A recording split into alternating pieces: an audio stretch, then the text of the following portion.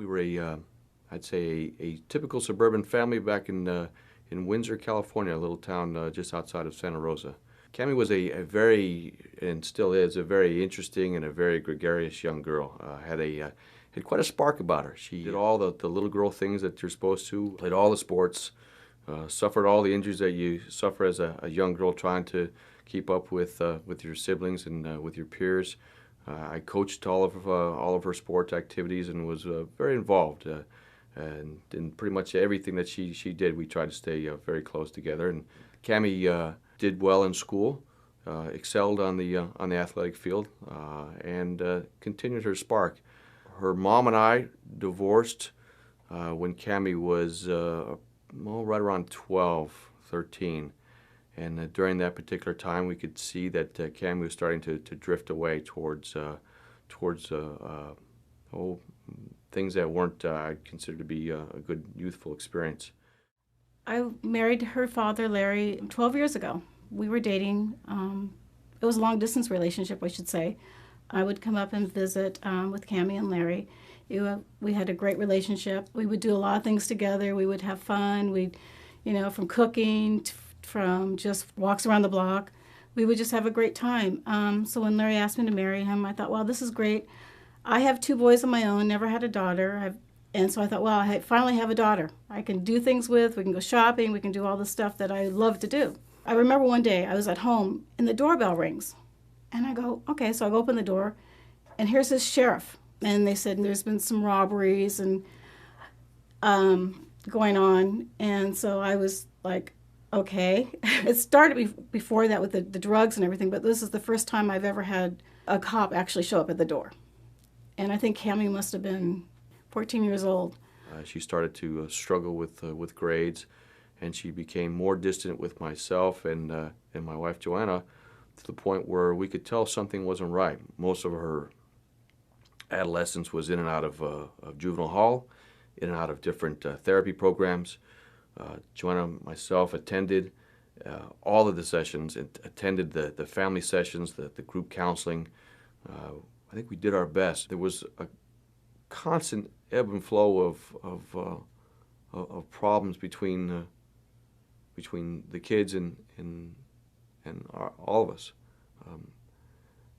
It all seemed to stem from attitude, drugs, behavior, disrespect, and an element of disobedience.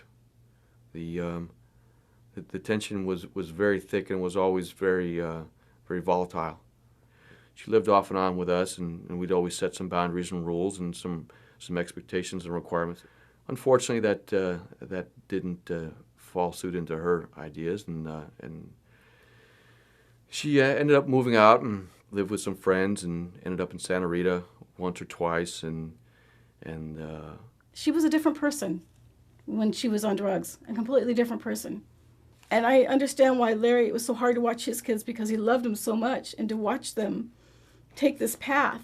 I got a call from Hayward Police, and they said that your car is parked on the street and it's been there for 5 days.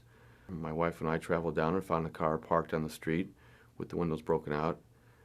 And I'll never forget this as long as I live. I really thought my little precious girl was going to be locked up in this trunk and probably dead, because the crowd that she was hanging out with were thieves, and they were very, very bad people. And I remember putting the key into the trunk, and I paused for a second, and I didn't want to open the trunk because I thought this was going to be one of those very, very horrible events. I popped the trunk open, and lucky to say that it was not, she wasn't in there. I think we found out a day or two later that she was back in Santa Rita, and we learned that she was pregnant. You're just praying that, God, please, please, whatever you do, make this Cami love this baby and take care of it the way this baby deserves to be taken care of. And what seems to be one of the best parts of this story is that she was allowed to become a resident over at Shepherd's Gate. They have been supportive, and they're giving her the reason to being a part of our society in a meaningful way. they've set boundaries that now she can follow, and then she can look internally and say, I need to do these things to be a good mother and to be a good citizen back in our society, into being that person that I think that she always had it internally.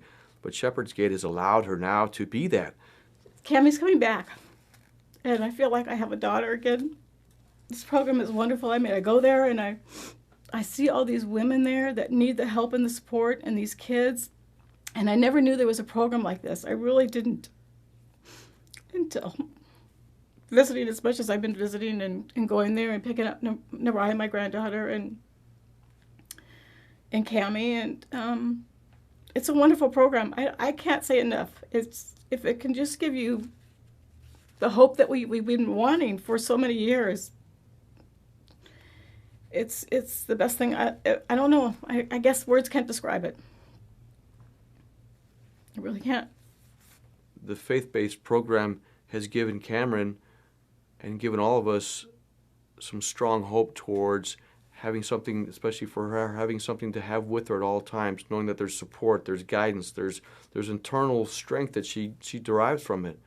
And I think that has also branched over to myself, and that inner faith has allowed her to become more of a person that we can all be proud of. It's allowed us to have our daughter back and have a real strong relationship with her.